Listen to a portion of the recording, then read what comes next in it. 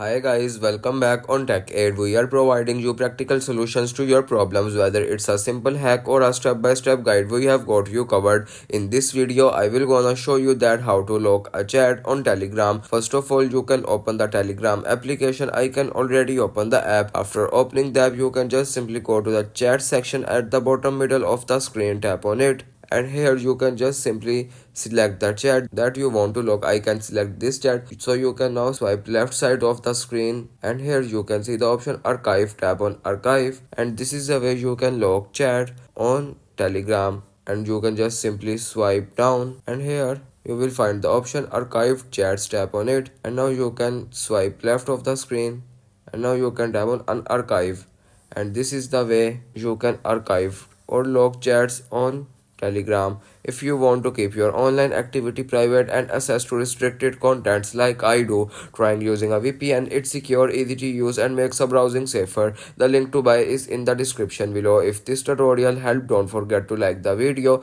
and subscribe for more practical solutions. Got questions or need extra help, drop a comment below and we will be happy to assist. See you in the next one. Thanks for watching.